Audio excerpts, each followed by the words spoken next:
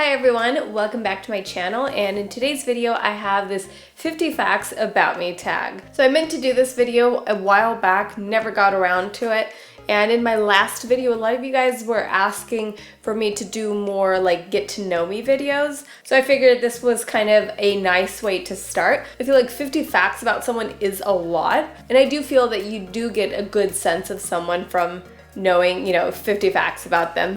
Got my trusty dusty YouTube pen to cross off each fact as I say it. So anyway, let's just get into the video.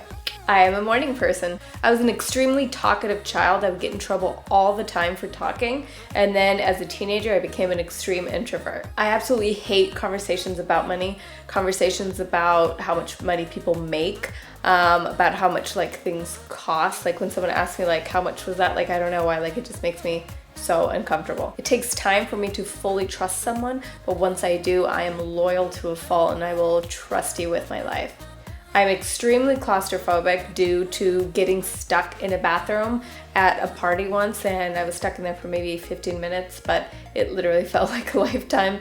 And since then, I hate elevators and hate any small enclosed spaces. My most used nail polish shade, which I get asked in probably almost every video, is by OPI, and it's My Vampire is Buff. It is the weirdest name for a nail polish. I don't think it has anything to do with color, but that is what's almost always on my nails. I have two brothers. I'm always told that I look like Shakira, Charlize Theron, or Kaylee Cuoco, which I think all of them are absolutely gorgeous, but I totally don't see it. My first real obsessive crush was over Leonardo DiCaprio when Titanic came out. I had my first kiss at 15.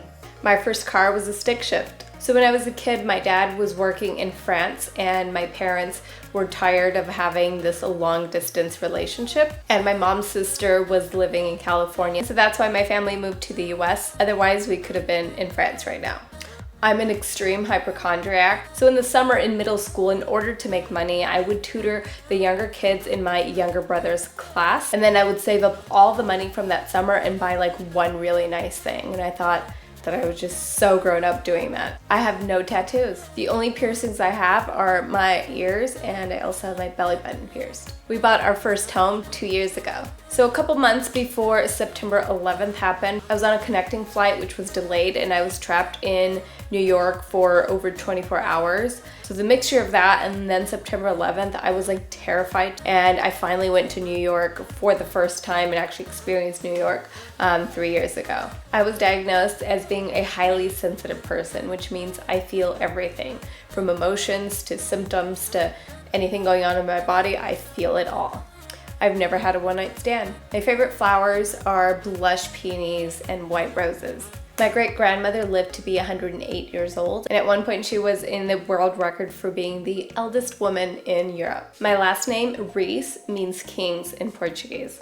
I had my first designer purchase at 16, and I totally didn't know it was designer. I just fell in love with this item and saved up money for it and asked my mom for the last $50 that I needed for it, and my mom thought it was crazy, and I just promised her that I would never ask her for anything until I was done with high school, and that was the truth. I ended up getting it. At one point, I was in love with two people at once, and it gave me extremely terrible anxiety. I am absolutely terrible at online shopping. I will save an item for weeks because I don't know if it's a good idea to buy online. Then if I end up buying it and don't like it, I don't return it, and I've never ever returned something that I bought online. So one of my biggest fears was anesthesia or being put under for surgery. And after having my first surgery, I have to say that it was actually one of the most relaxing feelings. My first serious crush ended up proposing years later when I was with someone else. My mom told me she thought that Adam was the one after our third date. So I'm not extremely religious, and I respect all views, but I do believe in God.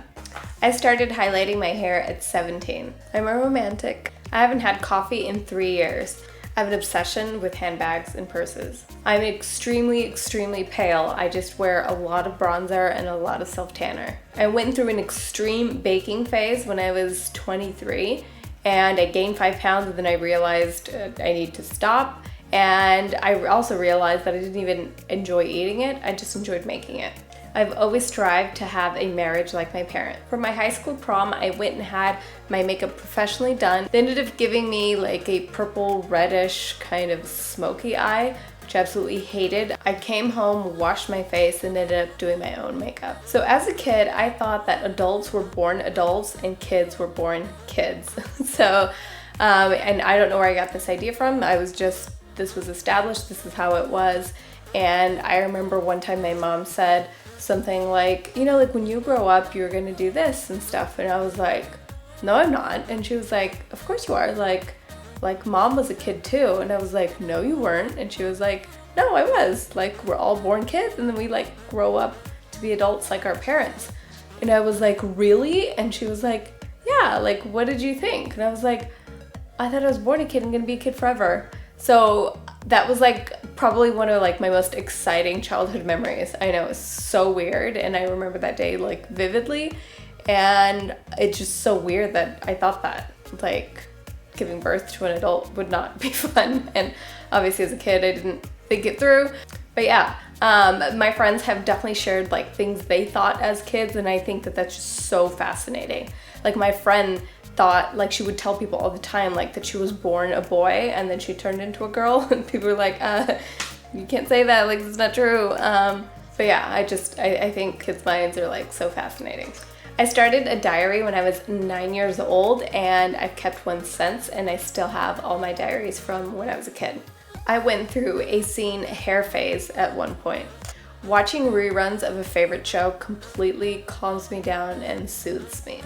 I don't care if I watch the episode 100 times. If I weren't a professional hairdresser, I would be an interior decorator. I grew a new appreciation for nurses and doctors after my dad's accident. I always thought that like in a terrible situation like that, like nothing can bring you comfort, but knowing how well someone is taking care of someone that you love, and to really just see that they really are 100% like devoted, it completely changed my perspective of like hospitals and, you know, nurses and doctors. I once gave up tickets to a concert due to my anxieties and claustrophobia. In high school, I was nominated for Most Shy and Best Eyes. The ironic thing was that the girl that won Most Shy, she was actually kind of outgoing and really popular, so I always think that that's funny. Fall is absolutely my favorite season. So I failed chemistry and had to retake it in summer school, and I was so upset because I always said, when will I ever need this? When will I ever use this? And I use it every day now. Working as a hostess taught me more about people than I think any other job I've ever had. So as a kid, one of my favorite things to play was store. Not house, not, like my parents actually got me a register. I had like bags, I would like set it up. First of all, I started doing it in my room, and I would like set up the store like every day. Then my parents let me do it like in the basement, and I had like really cute dresses. My parents would like donate a lot of like clothes like to charities, and sometimes like friends and family would like give them clothes so that they can then donate it. And if it was anything that was like cute and like dresses that were pretty and girly or whatever, I would have those hanging all over my store until they got donated. And I had tags on everything, and I literally thought I had like the cutest little boutique store. And anyone that would come over, I'd be like, oh my gosh, you have to like shop in my store. And now looking back, it was a little crazy and a little obsessive, but I would literally spend hours. Like I had a like scanner and everything. I would create barcodes for everything. And when I told Adam the story, he thought I was absolutely nuts, but one day I will still have my store. All right, guys, and that completes 50 facts about me. I think that was 50. I hope you found this interesting. I absolutely love watching these types of videos, and I'm planning on the next 2 videos being about hair, but if there's anything else that you guys like want to see, please go ahead and leave that below, and I love to read your suggestions. So anyway, thank you guys so much for watching. I love you, and I'll see you in the next video. Bye.